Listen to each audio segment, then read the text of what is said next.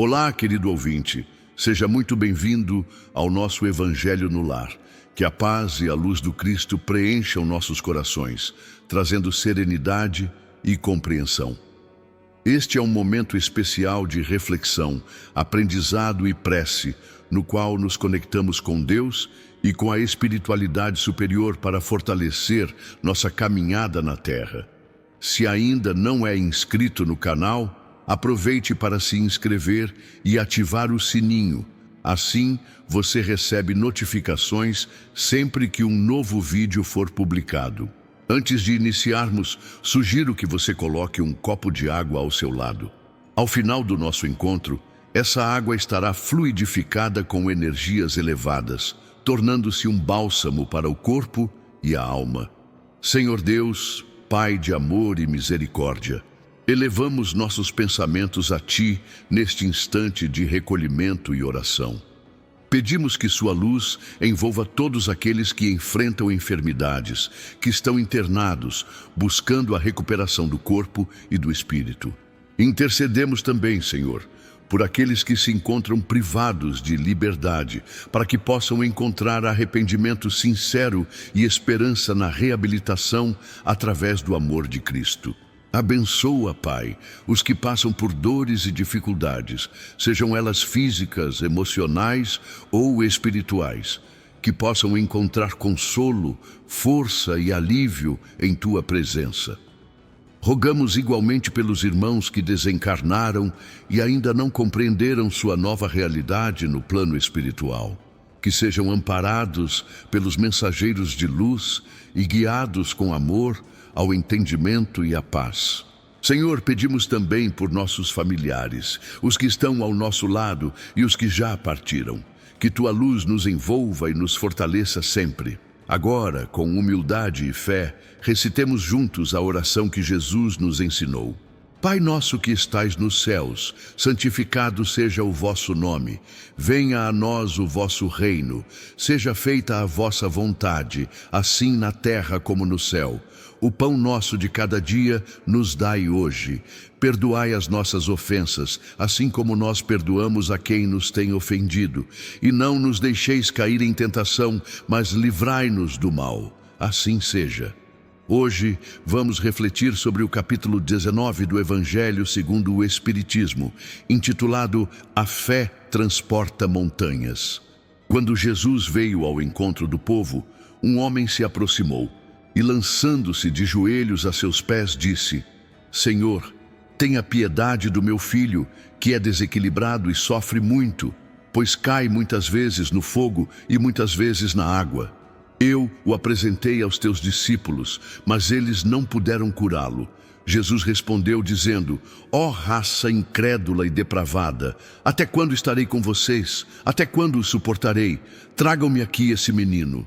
E tendo Jesus ameaçado o demônio, este saiu do menino, que no mesmo instante ficou curado. Os discípulos vieram então ter com Jesus em particular e lhe perguntaram: por que nós não conseguimos expulsar esse demônio? Respondeu-lhes Jesus: por causa da sua falta de fé, pois na verdade eu digo a vocês, se tivessem a fé do tamanho de um grão de mostarda, diriam a esta montanha: transporta-te daí para ali, e ela se transportaria, e nada seria impossível para vocês. Mateus, capítulo 17, versículos 14 a 20.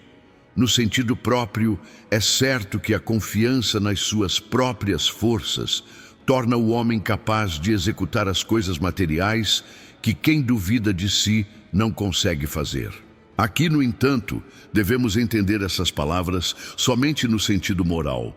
As montanhas que a fé desloca são as dificuldades, as resistências, a má vontade, enfim, com que se depara da parte dos homens, mesmo quando se trate das melhores coisas. Os preconceitos da rotina, o interesse material, o egoísmo, a cegueira do fanatismo e as paixões orgulhosas são outras tantas montanhas que barram o caminho a quem trabalha pelo progresso da humanidade. A fé robusta dá a perseverança, a energia e os recursos que fazem os obstáculos sejam vencidos, nas pequenas coisas, como nas grandes.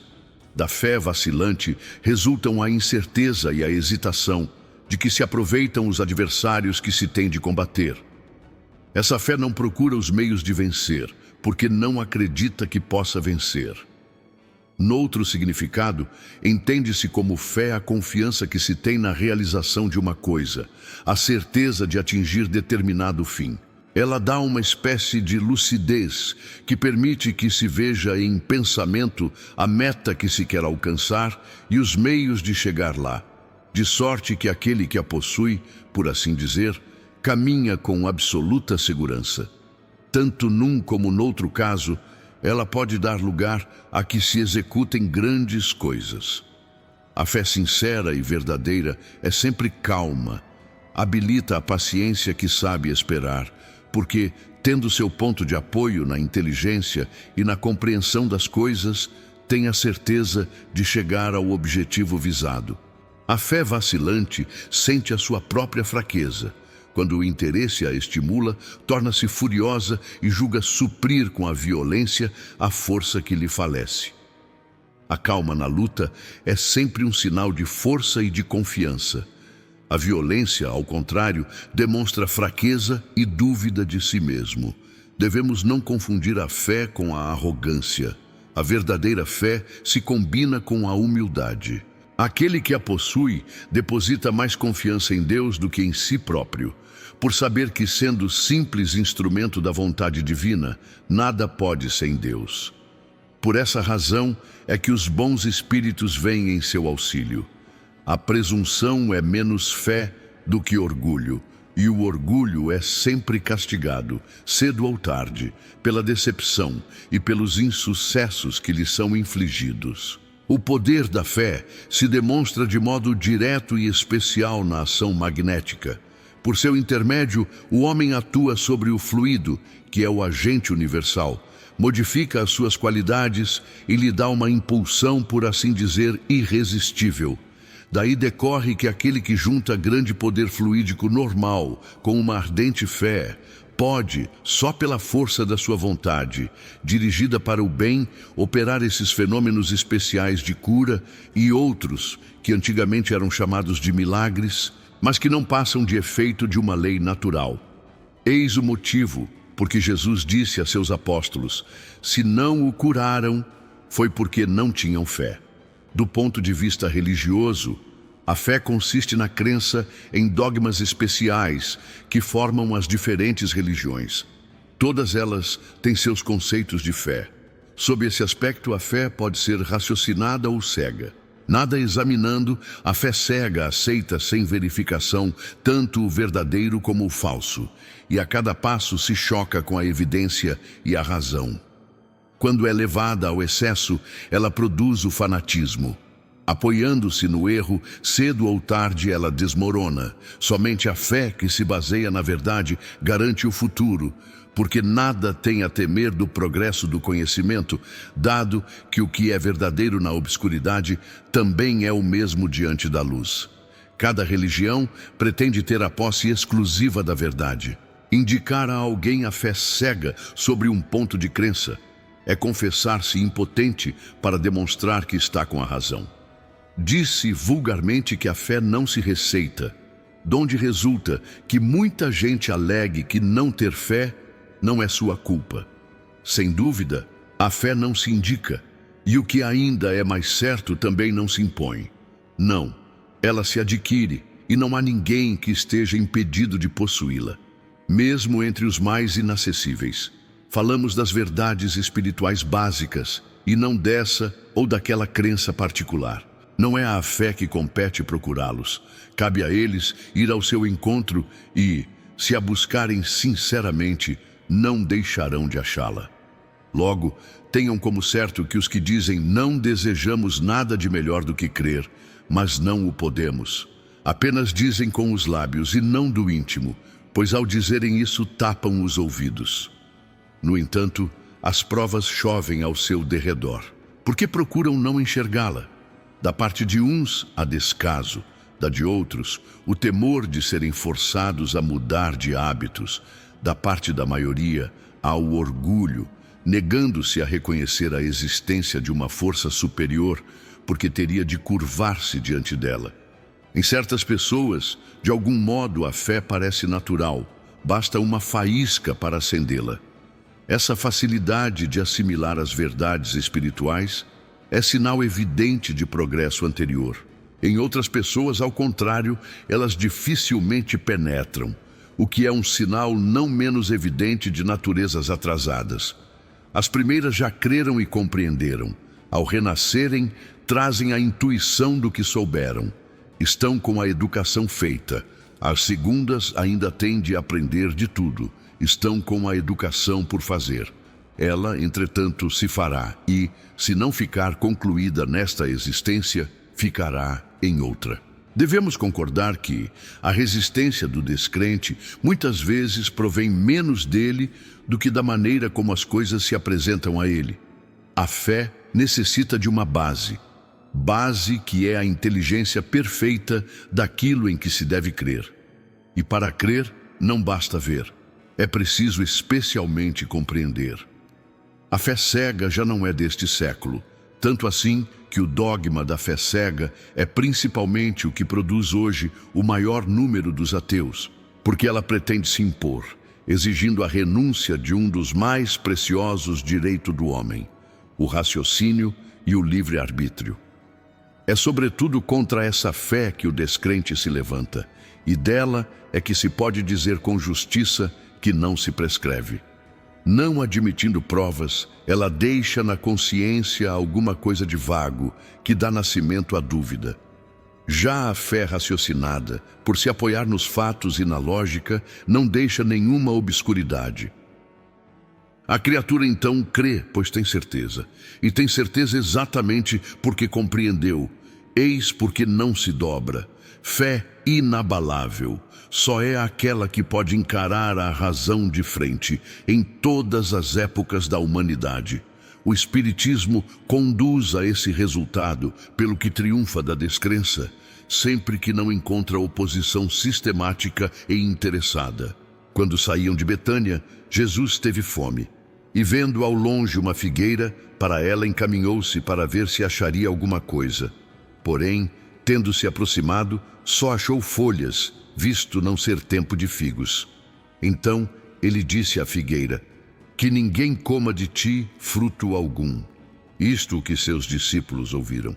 No dia seguinte, ao passarem pela figueira, viram que secara até a raiz. Pedro, lembrando-se do que Jesus havia dito, exclamou: Mestre, olha como secou a figueira que o Senhor amaldiçoou. Jesus, tomando a palavra, respondeu: tenha fé em Deus.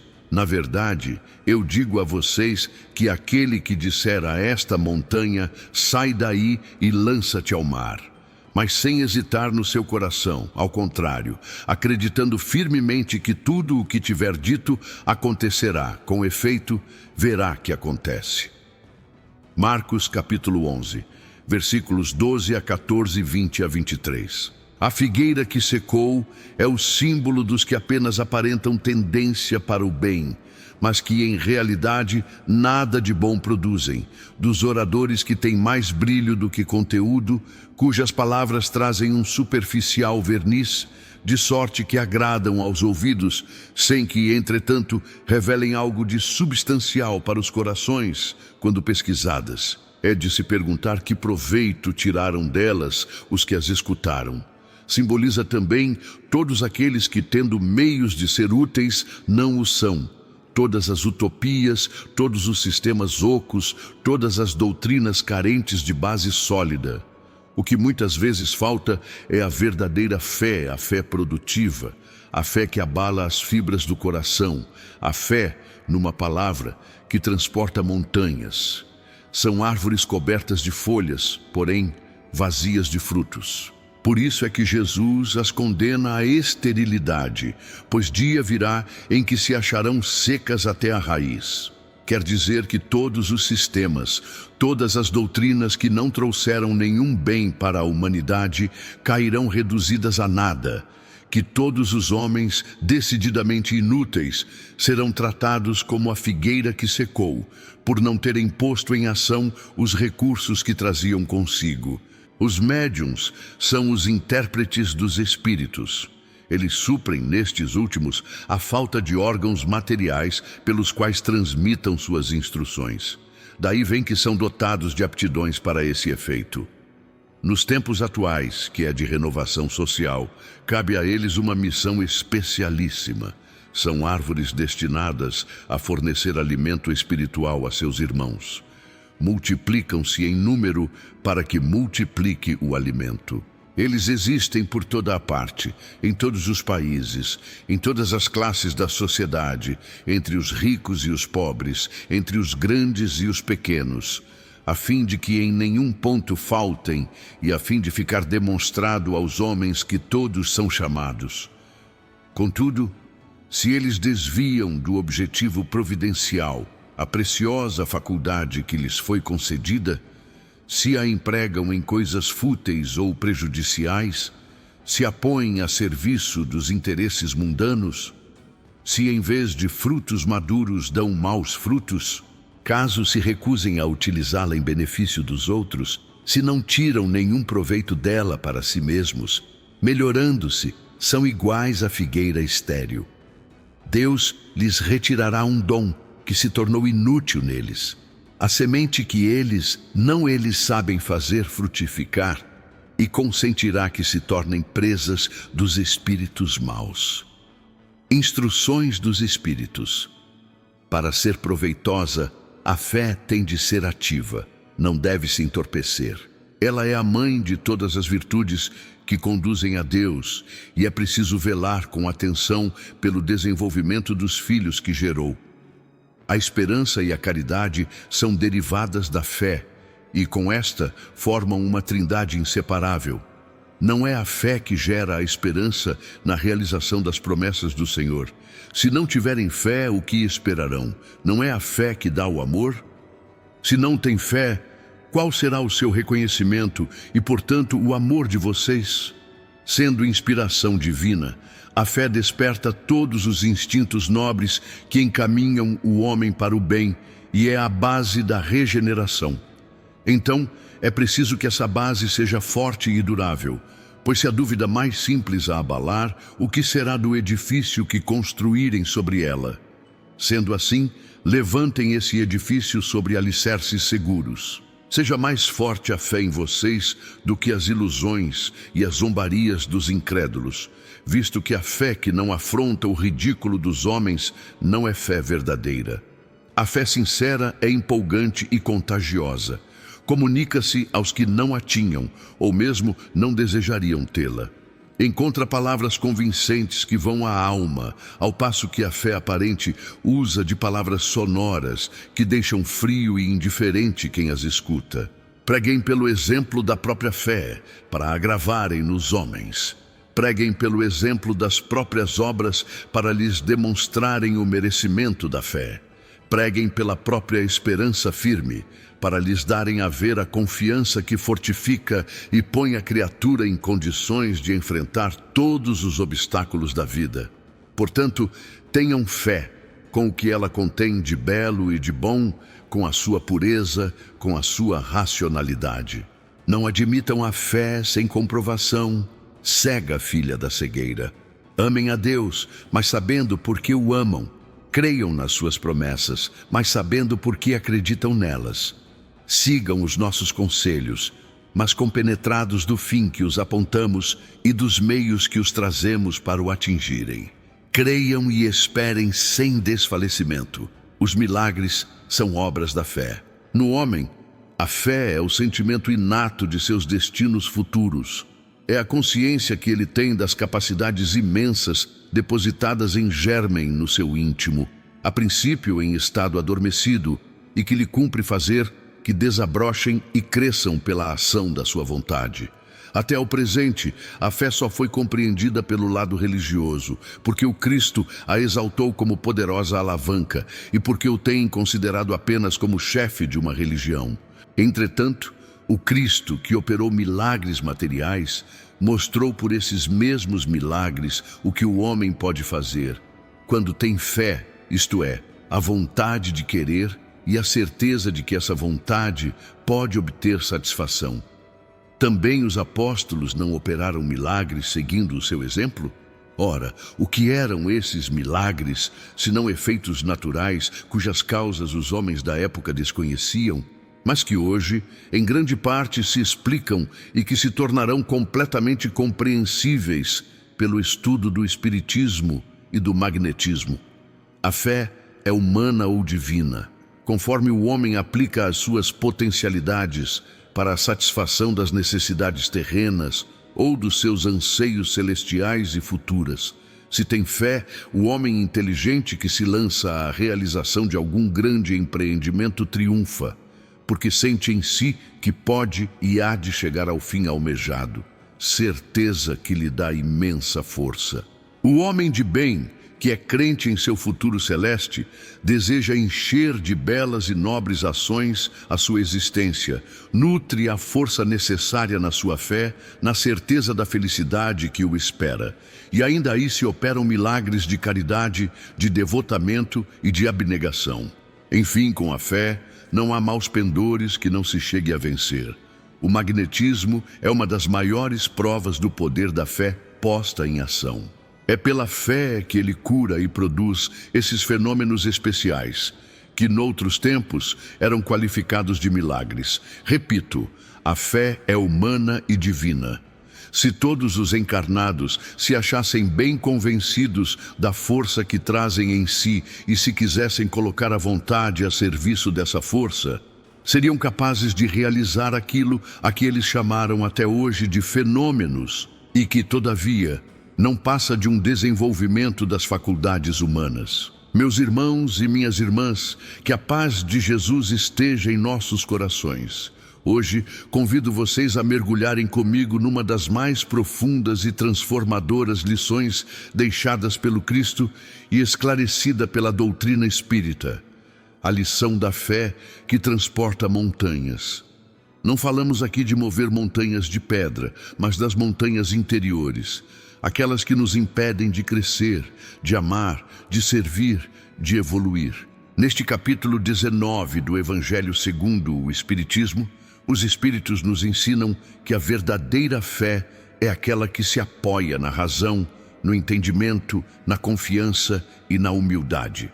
É aquela que nasce não do medo cego, mas da certeza de que Deus está presente em todas as coisas e de que somos capazes de realizar grandes obras se nos conectarmos com essa força divina. Jesus, ao dizer que basta uma fé do tamanho de um grão de mostarda para mover montanhas, nos convida a despertar a potência adormecida que há dentro de nós. Essa fé não é arrogante, não é barulhenta, ela é serena, confiante, perseverante. Ela é filha da compreensão espiritual e da vontade sincera de servir ao bem.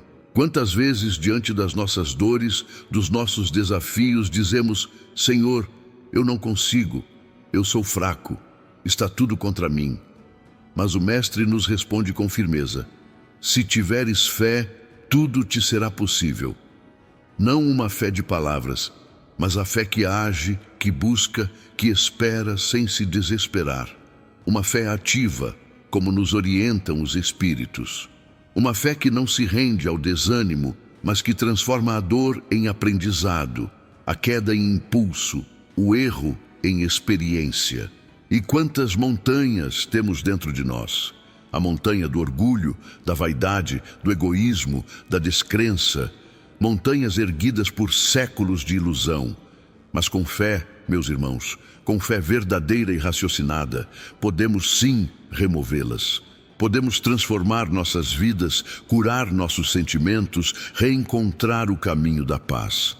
O Espiritismo nos esclarece que a fé raciocinada é aquela que encara a razão frente a frente, e por isso ela não se abala. Ela não teme o progresso da ciência, nem os questionamentos do mundo, porque ela não está apoiada no fanatismo, mas na lógica, na caridade e na esperança. Fé, portanto, é também ação. A fé que não realiza, que não transforma, que não consola, é como a figueira seca do Evangelho, cheia de folhas, mas sem frutos. A verdadeira fé nos torna instrumentos da luz. E quando usamos essa força com amor e humildade, operamos o que muitos chamam de milagres, mas que, na verdade, são leis naturais em ação. Por isso que cada um de nós em seu coração se pergunte: tenho cultivado essa fé viva?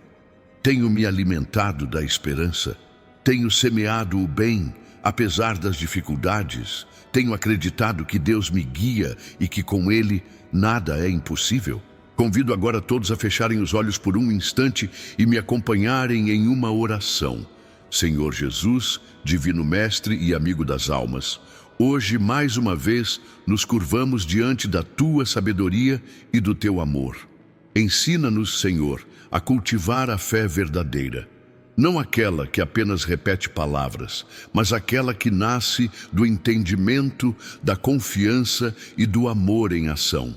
Dá-nos, Senhor, a fé que consola nas noites escuras, a fé que acalma os ventos da dúvida, a fé que remove os espinhos do orgulho e da vaidade. Ensina-nos a crer mesmo quando tudo parecer difícil, a amar mesmo quando formos feridos, a servir mesmo quando estivermos cansados.